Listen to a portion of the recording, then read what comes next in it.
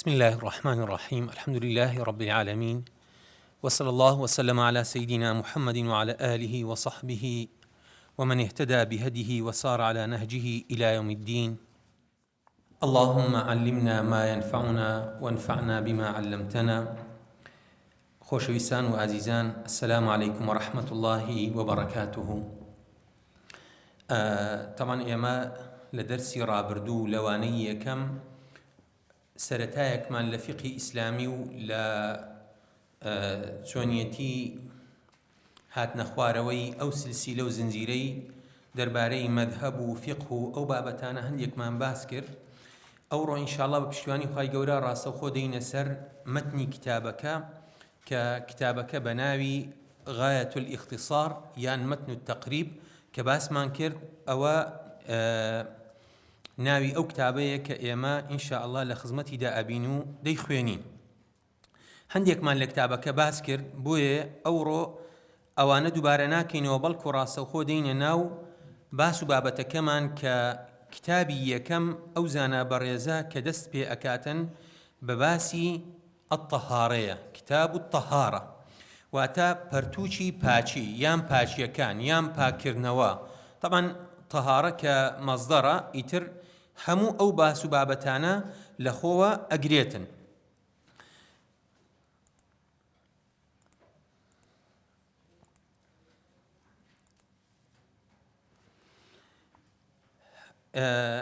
ئەو زانا بەڕێزە طبعا وەکو باقی زانایانی دیکە لە مەذهبی شافعی و زۆربەی زانایان کاتێکەوە کتابە فقهیەکانیان دانایە یەکەم جار بە باسی طەهارە دەستیان پێکردیە ئەگەر سەرنجتان دابی، و کە دەچینە ناو کتابەکانی فەرموودە حەدیث بە باسی ئەننیە دەستیان پێکردیە. واتە بەڕاستی زانایان هەر لە تەرتیبی کتابەوە، لە تەرتیبکردنی ئەبواب و ڕێزکردنی باس و بابەتەکان شتێکمان فێرەکەن. دەبی ئینسان نیەتی لە بۆ خوای پەروەردگار ساغ کاتەوە و بە پاچیش دەست پێ بکات. ئەجینا هیچ کارێک سەر ناگرێتن، لەبەرەوەی ئێمە هەموو کار و کردەوەکانمان دەبێ وەک عیبادەت چاوتێ بکەین کە خوای پەروەردگار پێمانە فەرمێ وما خلقت الجن والإنس إلا ليعبدون. جا ئێمە کە عیبادەتەکەین دەبێ بە پاچی و بە چاچی ئەنجامی بدەین. ئەو زانا بەڕێزە یەکەم شت کە دەست پێ ئەکاتن لە ئاوەکان دەست پێ ئەکاتن، بەڵام پێم خۆشە لێرەندا دووبارە سەرنجێکی دیکە بدەینە ئەو بابەتە، یعنی ئەوە بە حەقەت هەمویان کە ئێمە دەچینە خزمەتیان دەبێ ئاگاداری ئەوەی بین هەمیشە لە کتابە فقهیەکان لە باس و بابەتەکانی فەرموودە بوعدێکی تاریخی وەربگرین، بوعدێکی جوغرافی وەربگرین. چۆن؟ ئێستا ئێمە باسی ئاوەکەین. پێغەمبەری خوا صلی الله علیه وسلم لە چێ ژیاوە؟ لە سەحرایەکی وشک، تەنانەت سەرچاوەی ئاو لە بەردەستی یەهودە.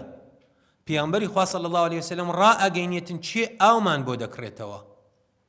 لە مەدینە. مەکە ئێستاش لە بەرچاومانە شاخ و سەحرایەکی ڕق،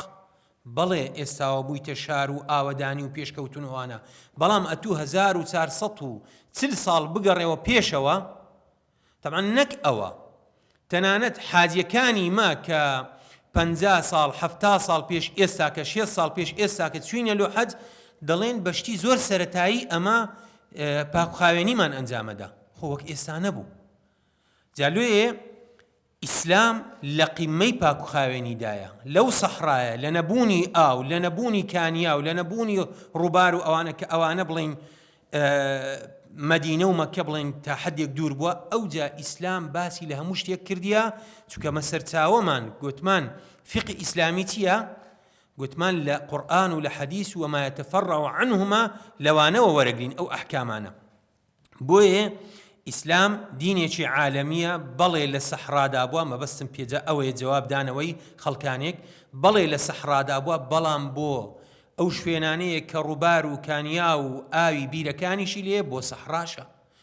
دینێکی عالەمیە، واتە دینێک نییە تایبەت بێت بە یەک بوقعە و بە یەک شوێن و بە یەک کاتی دیاریکراو.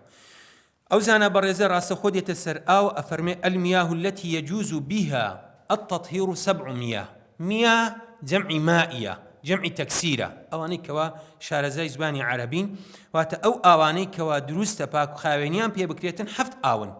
يكميان ماء السماء دوميان ماء البحر سيميان ماء النهر چوارميان ماء البئر بينجميان ماء العين ششميان ماء الثلج حفتميان ماء البرد واتا آوي آسمان كما بس بي بارانا وأوش لفرمودية كخواي پروردگار لفرمايشتك لقرآن بيروس كأفرمي وينزل عليكم من السماء ماء ليطهركم به. طبعا آياتي كيش وارد وبلام وهروكو بلغيك كخواي پروردگار باسي آوي آسمانك واتباران وآوي بحر كاتك لبيغمبري خواه صلى الله عليه وسلم أبرسن درباري آوي دريا كان فرمي هو الطهور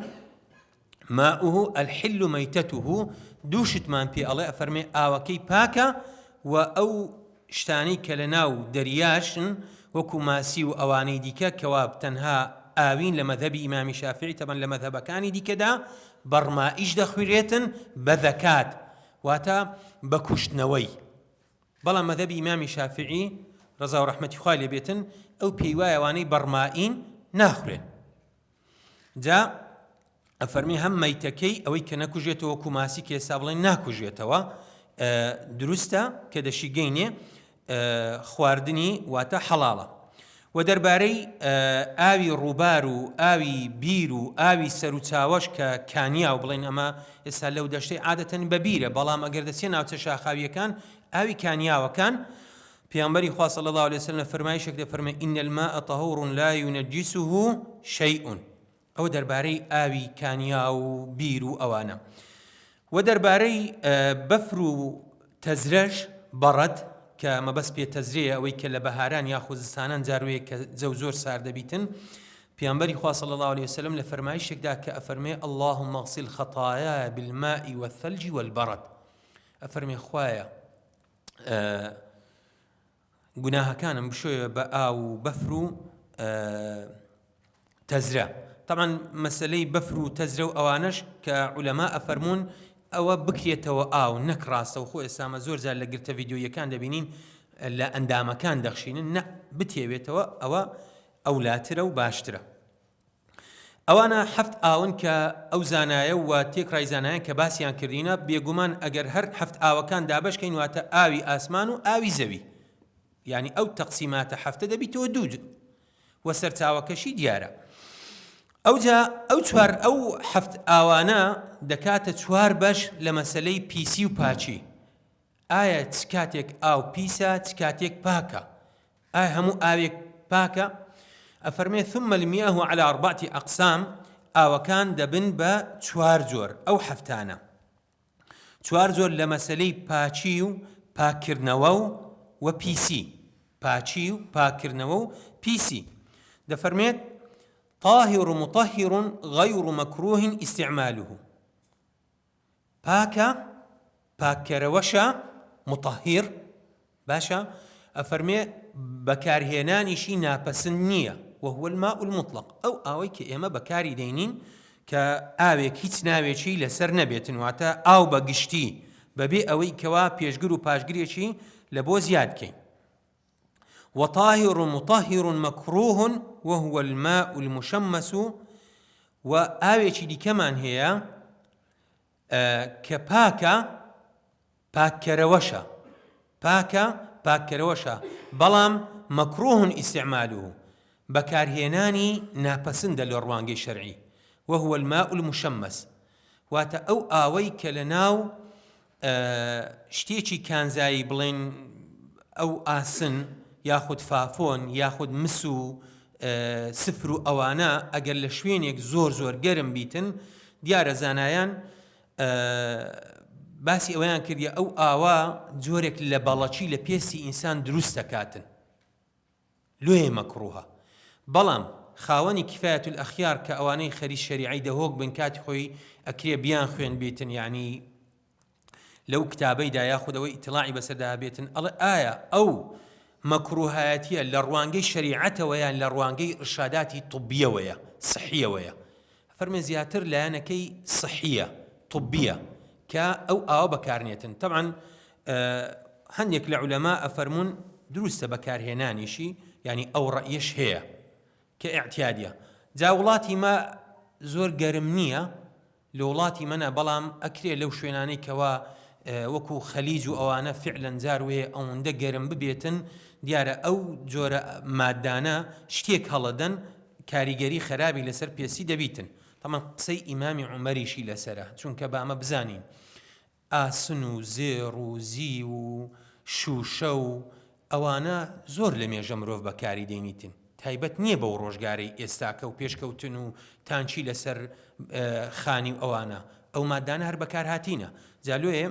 عولەما بە مەکروهیان دانایە لەبەرەوەی ئەو شتەی لێ دروستە بێتن. جۆری سێمیان وطاهر غير مطهر وهو الماء المستعمل والمتغير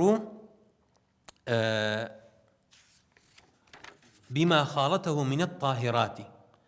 سێمیان ئاوێکە پاکە بەڵام پاککەرەوە نییە. پاکە پاککەرەوە نییە، یعنی ئاوەکە ئەگەر وێت کەویتن لەشت پیس ناکات، جلکت پیس ناکاتن، بەڵام پیسی لا ناباتن. ئەوەش ئاوێکە کە بەکار هات بێتن جارێک، ینی بۆ نمونە ئێستا تو لەسەر تەشتەیەک سڵێک کچکەیە کە دەستنوێژە شوی ئەو ئاوەی تو کەوی تۆ ناوی شەرعەن ئەو ئاوە دەبێتە ئاوێکی مستعمل. وا باشە کە دەستنوێژ و کە دەستە شوی ئەو ئاوەی هەڵگری، تەمان پێشتر دەستخایان کردبیتەوە، ئەو ئاوەی هەڵبگری لە دەرەی تەشتەکە لە دەرەی سڵەکە ئاوەکە بەکاربینی لۆ ئەوەی ئاوی نەکەوی تۆ ناوێ. ئەگەر تەبعاً شوێن ئەو شتا کچکە بیان کانیاوێکە لەبەری ناڕواتن زۆر کەمە شوێنەکە کچکێ لۆی ئەو ئاو مستعملە نەکەوی تۆ ناوی، ئەوەش پاکە ئەگەر وێت کەویتن، واتە جەستەت پیس ناکاتن، جلو بەرگت پیس ناکات بێدەست نوێژی کاتن، بەڵام پیسی لا نابە. یان شتێکی لە شتی پاک کەویتە ناوێ، بۆ نمونە ئاوێک بێوەکو شەربەت، ماستا و ئەوانە هەر ئاون لە ڕاستیدا، بەڵام شتێکیان تێ، یعنی ئێستا شەربەت هەیە بۆ نمونە لەو سەردەمەی خۆمان زۆر زۆر ڕوونە، وەک ئەو وایە تامی ئەتو هەست بە تامەکەی ناکە، یعنی لە بینینی، بەڵام تامی شیرنە وەکو ئاویش وایە. ئایا وەکو ئاو تەعاملی لەگەڵەکرێ پاکە لە ڕووی وێکەوتنەوە، بەڵام لە ڕووی لابردنی پیسی پێی خاوێن نابێتەوە. واتە گەر زۆر تەبێسا بۆ نمونە سێڤن وەک ئاوایە ڕەنجی عینی شەفافە، هیچ ئەوەیەکی پێوە دیار نییە، لەونەکی نییە، هیچ ڕەنگەکی نییە، بەڵکو شەفافە. جا ئەوە لە ڕوانگەی شەرعیەوە بە ئاوێکی پاک و غەیر مطهر، واتە پاک ناکاتەوە، پاکە بەڵام پاککەرەوە نییە. ئاوی چوارەممان کە ئاوی کۆتایە ماء نەجیس، ئاوێکە کە پیسە، واتە ئەوە تقریبا دەبیتە بەشی دووەم بەگشتی، واتە پاک و پیس، ئەوە پیسە. وهو الذي حلت فيه نجاسة، ئەوە شتێکی پیسی کەوت بێتێ، وهو دون القلتين، و ئەو ئاوەش لە قلتين کەمتر بێتن. جا ئێستا دەزانین قلتين چەندە. والقلتان 500 رطل، قلتان واتە دوو قلە کە پێوەرێکی کۆنە بڵێن بەکار هاتیە، 500 ڕتلی بەغدادیە تقریبەن بە نزیکەی لە قسەی هەرە دروست. لە ڕۆژگاری ئەو ڕۆماندا کە ئەمە بە لیتر تەعامولەکەی نەک بە ڕیتڵ، تقریبەن دەکاتە 192 واتە بەرمیلێکی 200 لیتری باوا بڵێن. ئەگەر بەرمیلێکی 200 لیتری شتێکی کەوتە ناوێ، ئەوە دەتوانی خۆی حەل بکاتن، بەڵام بە مەرجێک تام و ڕەنگ و بۆن و ئەو شانەی نەگۆڕێتن، یعنی ئەوەندە والێنێ پیسی بکاتن. دەڵێت دوونە القلەتین، یعنی لە قلەتین کەمتر بێتن. لەو کاتە ئەو ئاوە توانای ئەوەی نییە کە ئەو پیسیەی حەل بکات و پاچی ئەو بکات. ئەوە لە چ کاتێک کە ئاوێک بڵێن ڕاوەستاو ئەوە بێ، دەنا ئاوی جاری ئێسابۆن منەتوو لەسەر دەستی ئەو گوندانە جۆگەڵە ئاوەک دێتن، جۆگەڵە ئاوەکە هەر حساب کە مستێکە و ئەوە بەناو جۆگەڵەی دادەڕواتن، ئەوە پیس ناکە لەبەرەوەی ئاوی جاریە دەڕوا. بەس ئاوێک ڕاوەستا بیتن بە تەقریبی ئینسان دەزانیتن ئاوەکە کەمە، ئەو گۆمە، ئەگەر کەم بێشتی بکەویتێ لە قولەتین کەمتر بێتن، ئەوە ئەو ئاوە توانای ئەوەی نییە. تەمان ئەوانەی شارەزای ئەحیانە ئەوان چاکتر دەزانن خۆ حەلکردنی ئەو مادانە لۆ ئەوەی کە بتوانێتن ئەو پیسیەی وەلا بات و توانای پاکردنەوەی هەبێتن. ئەوە دەربارەی ئاوەکان بەگشتی کە ئەو زانە بەڕێزە باسی کردیە. طبعاً لێرەدا لە ڕووی ئاوەکانەوە یاخود هەر لە ڕووی تەهارەوە با شتێک ئاگادار بین بە حەقەت مەزهەبی شافعی وا مەشهورە مەزهەبێکی توندە لە ڕووی تەهارەوە هەر بەگشتی. یعنی ئەمە ئێستا ئەگەر هەندێک شتمان کەتە بەرچاو بڵێن ئەوانەی کە ئاشنانینە یاخود وەک ئەڵێ لە بیرچوونەوەیەکیان توش بووە، مەزهەبی شافعی بەعام لە ڕووی تەهارەوە توندە.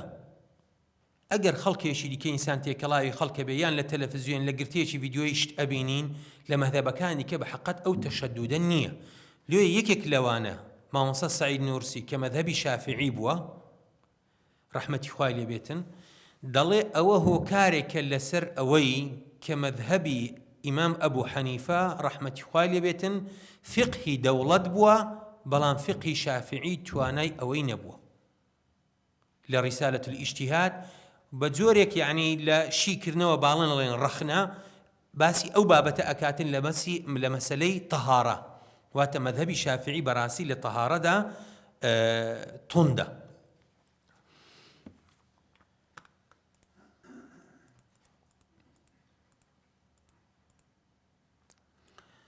دینە سەر بابەتێکی دیکە کە ئەویش هەر لە کتاب الطەهارەیە، باسی ما یەطهر بالدیباغ، ئەو پێستانەی کەوا پاکە بنەوە بە دەباغکردن. دەباغکردن جاران طبعاً دیباغە، بەڵام وەکو هەموو جارێ لە قاموسەکاندا دەڵێ الأشهر كذا والأصح كذا، ئەمە هەر بە دەباغ فێربووینە، یعنی کوردان دیتن دەنا بەخۆی دیباغە. دیباغ کە عملیە کە جاران کرایە پێستەی پێخاوێن کرایتەوە. پێستە وەکو ئێستا نەبووە کە ئەوەندە شتی جوان هەبێت و لەوەتەی نەوت هاتیتە مەیدانێ وەکەڵێ گیانەوەرانیش لەوانەیە تا حەدێک هەندێکیان ئیسراحەتیان کردبیتن، چونکە لەو وڵاتانەی بۆ نمونە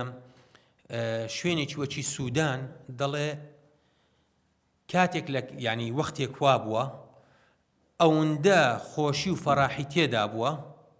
تەمان گرفتاری دەوڵەتێکی شوعی بوو، سۆماڵ لۆی وەلیا سۆماڵ تەمان نەک سوودان، دەڵێ پێشی ئەو وەزعەی ئەوەندە خۆشی بووە یعنی حاشاکم یعنی بزن و مەڕ سەر ئەبڕات بەس لۆ جەرگ و دڵ، کابرا حەزی لە جەرگ و دڵی بوو بزن و مەڕیان سەر ئەبڕی گۆشتەکەیان فرادا بەس جەرگ و دڵ. ئەڵێت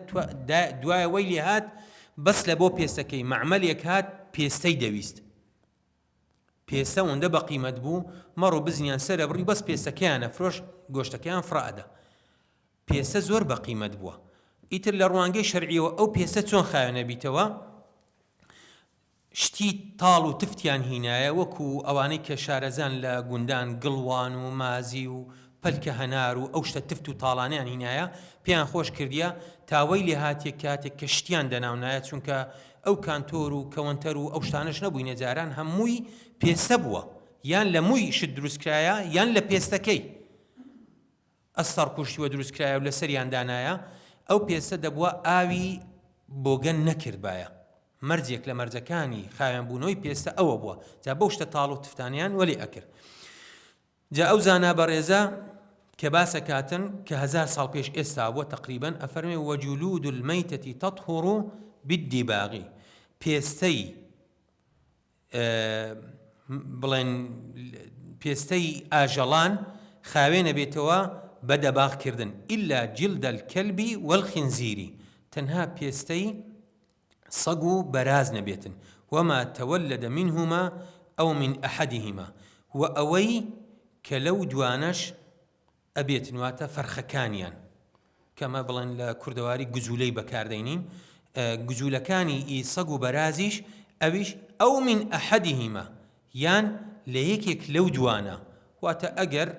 یعنی شتێکی ناشاز ڕوویدا ئەو سەگە بڵێن لەگەڵ حیوانێکی دیکە ئەوە بوو بڵێن جوود بوو، یاخود حیوانێکی کە لەگەڵ دێڵە سەگێک حاشاکم یعنی یاخود لەگەڵ بەرازێک شتێک لەو بابەتە، ئەوەش ئەگەر لە دایک ئەبێتن پێستەی ئەوانەش هەر حەرامە و دروست نییە خاوێن نابێتەوە بە دەباغکردن.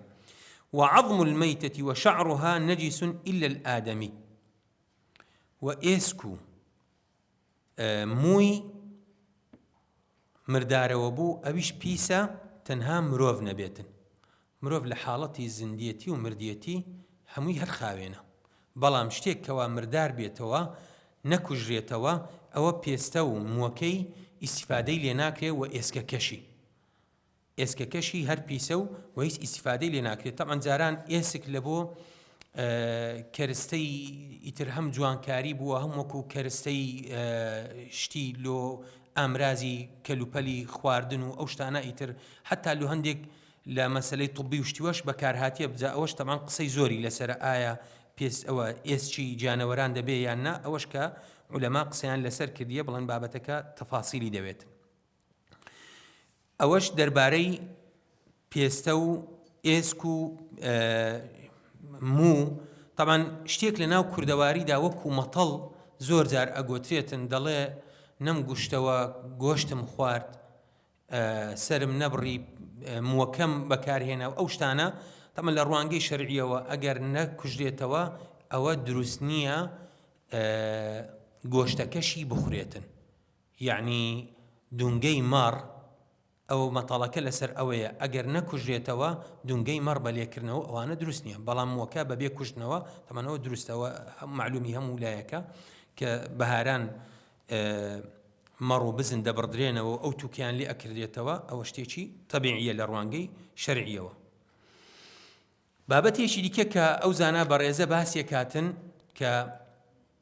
باسی ئیستیعمال الئەوانی ئەکاتن واتە بەکارهێنانی قاپ و قاچاق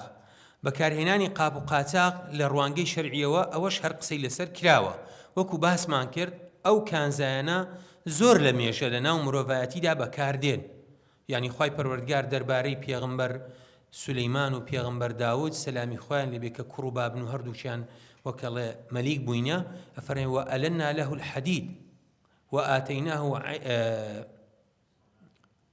بەڵێ ئەو دەربارەی سولەیمان پێغەمبەر صنعەتە لەبووسین وەنیە ئەفەرمێ عەینە القطری وەنیە ئیتر باسی هەردووچیانە کاتن کەوا مس و ئاسنی داینێ حتا ئەفەرمێ وەئەلەننا لەه الحەدید یعنی لۆمان نەرم و ئەوە کردبوو وەک هەویر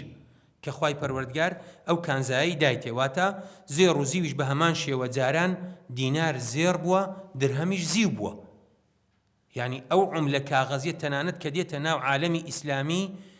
علەما وەکو ئێستا عوملەی ئەوە کە کێشەی لەسەرە طبعا علەما تا ئێستا کە لەبەرەوەی ڕەسیدیەکی تەواوی نیە و هیچ بانقێکی مرکزی پشتیوانی ناکا بە حرامیان دانایە بە هەمان شێوە عوملەی کاغەزش کە دێتن ئەو قسەی لەسەرە لۆی عوملەی عێراقی کە دێتە یەکەم جار دروستەکرێ ئاوزێڕ بووە وەکو ڕەتدانەوەیەک لۆ ئەو بابەتە جا زێڕ و زیر هەر بەکارهاتیە ئایا لە دەفر و قاپ و قاچاقدا زێڕ و زیو دروستە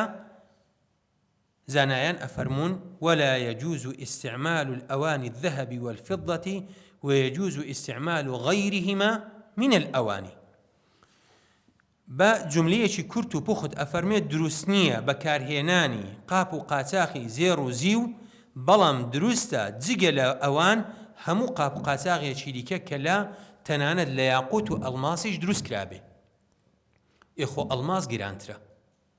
ئەڵماس زۆر لە زێڕ گرانترە لە زیو گرانترە و زۆر کانزای دیکە هەیە کە لە زێڕ و زیو گرانترە بەڵام ئیتر ئەو دوانە پیامبری خوا صلی الله عليه وسلم نهی لێکردینە فەرموویەتی لا تشربوا في آنية الذهب والفضة ولا تأكلوا في صحافهما فەرموویەتی لا دەفری زێڕ و زیو مەخۆن و مەخۆنەوە لەناو ئەو دوو کانزایەدا واتە بە هیچ شێوازێک دروست نییە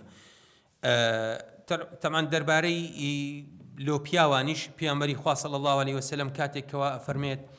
بەدەستێکیان زێر هەڵەگرێت و بەدەستێکیان حەریر هەڵەگرێتن دەفەرمێ ئەوانە لەسەر نێرینەی ئومەتم حرامن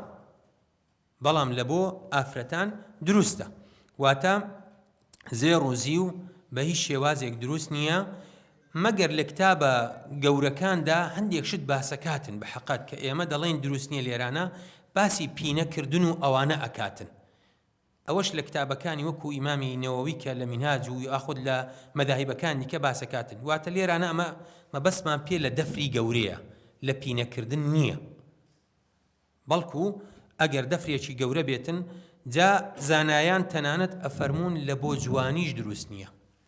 زۆر جار دەچین هەندێک ماڵان دەفری زیویان دانایە لە ناو ڕەفەکانی جوانکاری ئەوە لە ماڵێ، تەمان لە ڕوانگەی شەرعی ئەوەش دروست نییە، چونکە ئەو حاڵەتە بەردەوامە. ئەجل لەکم الله، یعنی وای لێ هاتیە هەندێک لە دەوڵەمەندەکان تیان پەڕاندیە تا کەرستەی دەستشوشتن و مشتەمەلاتیان کردیتە ئەوانە دروست نین. لێ ناکرێتن بە حەقەت هەندێک شت کە شەرع سنووری دانا ئیتر ئینسان دەبێت بڵێتن سەمعنا و ئەطعنا. ئەو جا دێتە سەر بابەتێکی دیکە کە ئەویش بە حەقەت دووبارە بابەتێکە زۆر زۆر گرینگە. ئینسان ئەگەر بگەڕێتەوە بۆ 1900 ساڵە پێامبەری خوا صلی الله علیه وسلم هەموو شتێکی باس کردیە، چونکە پێامبەری خوا صلی الله علیه وسلم وەخوای پەروەردگار کە بە مشەڕعی دووەمی دانایە فەرمێ یحل لهم الطیبات ويحرم عليهم الخبائث.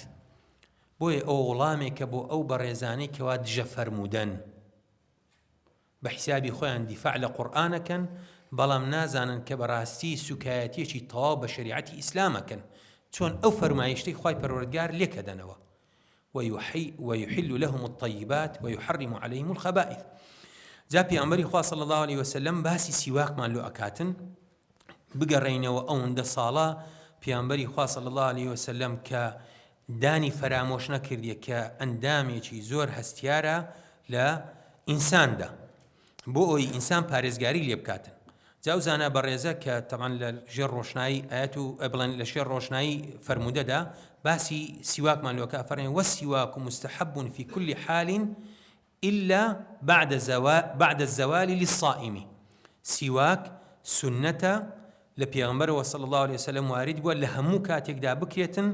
تەنها طبعا ئەو زانە بەڕێزەوە ئەفەرمێتن کە ڕەئی کۆمەڵێک لە زانایانی مەذهەبی ئیمامی شافعی، بەڵام ئیمامی نەوەوی و هەندێک لە زانایانی دیکەش دەفەرمون و لە مەذهەبەکانی دیکەشدا ئەو شتە واریدە، واتە ئەفەرمێت تەنها لە دوای نوێژی نیوڕان بەرەو ئێوارە ئەو کاتە سنەت نییە لە بۆ ئینسانی بەڕۆژوو بیکاتن، لەبەرەوەی پێامبەری خوا صلی الله عليه وسلم لە فەرمایشتێکدا ئەفەرمێ لخلوف فم الصائم أطيب عند الله من ريح المسك. فرمي لبر أو فرمايشتا كأفرميت بوني دمي إنساني بروجو للاي خواي پروردگار خوشتا لبوني مسك لوي إنسان لدوايني ورو بولاوا سواچي نكاتن. بلام هر يكك لوزانا بريزاني كبا مرجحو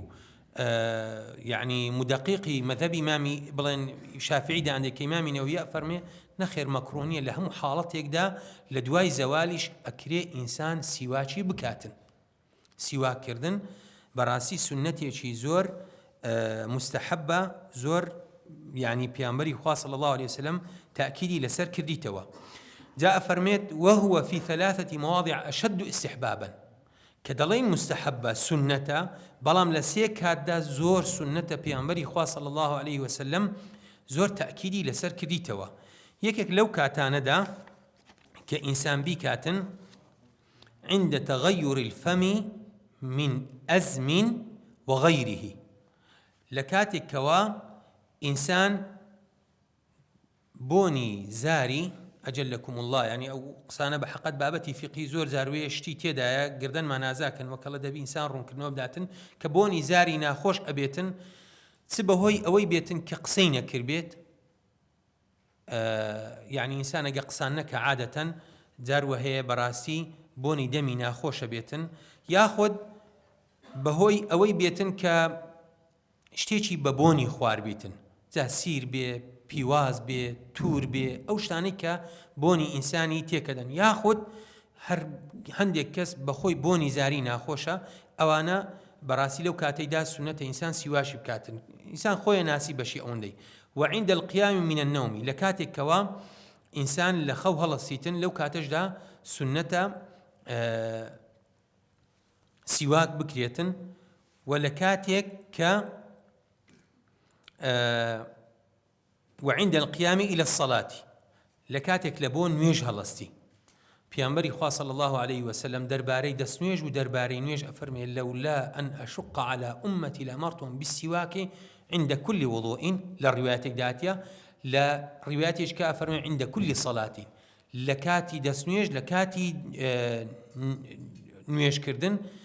و پیامبەری خوا صلی الله عليه وسلم لە کاتێکی دیکەشدا کردیتی کاتێک کەوا چوویتە لای خێزانەکانی ئەو کاتانەش بە حەقەت ئینسان یعنی هەر لە بۆ خەڵکی بۆنی زاری خۆی خۆش نەکاتن ئێستا ئەوانەی باسمان کرد عادەتەن ئینسان کاتێک لەناو خەڵکیدایە بەڵام ئەتوو لە ماڵی ئایا پاک و خاوێنیەکان لە ماڵێ سنت نین با پیامبەری خوا صلی الله عليه وسلم لەو کاتەشدا یعنی تو زۆر جاروێ لە ماڵێ دانیشتی لەگەڵ منداڵەکانت لەکن خێزانت با جوان و پاک و خاوێن بی نەک ئەوەتە بی چونکە تو کاتێک کەوا دەتەوێتن گلەیی لە خێزانەکەت بکەی ئەدی بەخۆت لێ ئیبن عەباسی ئەفەرموو ئەنە ئەتەزەیەن لەها کەما تەتەزەیەن لی من لە بۆ ئەو خۆ جوانەکەم و خۆ دەڕازێنمەوە هەروەکو ئەو کە حەزی لێ یعنی کەسێک کە خێزانی خۆی لێ ڕازێنێتەوە واتە یەکێک لە ڕازاندنەوەکان کە پیامبەری خوا صلی الله علیه وسلم ئەنجامی دایە کاتێک کەوا لەگەڵ خێزانەکانی دابووە لێ بەڕاستی ئەوانە کاتی سنەتن کە ئینسان سیواچیان تێدا ئەنجام بداتن و فەرمایشتێکی زۆر بە نرخی پیامبەری خوا صلی الله عليه وسلم کە گومان لەوەی نییە زۆربەتان لەبەرتان ئەگەر هەمووتان لەبەر نەبێتن پیامبەری خوا صلی الله عليه وسلم فەرمێ السواک مطهرة للفم ومرضاة للرب فەرمێ مای پاککردنەوەی زارە و مایەی ڕەزامەندی بوونی خوای پەروەردگارە یعنی ئینسان بە دارێکی ڕق بتوانی ڕەزامەندی خوای پەروەردگار و دەست بینیتن بەڕاستی شتێکی زۆر زۆر مهمە یعنی ئەو فڵسە و معجونەی کە ئێستا بەمە ئەفرۆشێتن پیامبەری خوا صلی الله عليه وسلم لەو سەحرایی ئێخۆداری عێراق ئەکرێ زۆریش نەبوو بیتن ئەوجا پیامبەری خوا صلی الله عليه وسلم دەستنیشانی کردیا وەکو باشترین کەسێک کەوا شارەزایی لە ژینگە هەو بێتن باشترین داریا ئامادە ینی ئاماژە پێکردیا و پیامبەری خوا صلی الله علیه وسلم لەو هەموو کاتانەدا فەرموویەتی با سیواک بکرێتن هەم لە بۆ پاراستنی زار و دەم و ئەوانە هەم لەبەر بۆنەکەی و هەم لەبەر ڕەزامەندی خوای پەروەردگار لە خوای پەروەردگارێکی پاڕینەوە کە خوای پەروەردگار ئینشاء الله زیاتر و زۆرتر پابندمان کاتن بەو شەریعەتەی و بەو فیقە جوانەی ئینشاء الله بتوانین لە خۆمانیدا بێن نەجێ چونکە بەڕاستی هەبوونی علم لە بۆ عەمەلە لە بۆ ئەوەی نییە تەنها بزانین وصلى الله وسلم على سيدنا محمد وعلى آله وصحبه أجمعين والسلام عليكم ورحمة الله وبركاته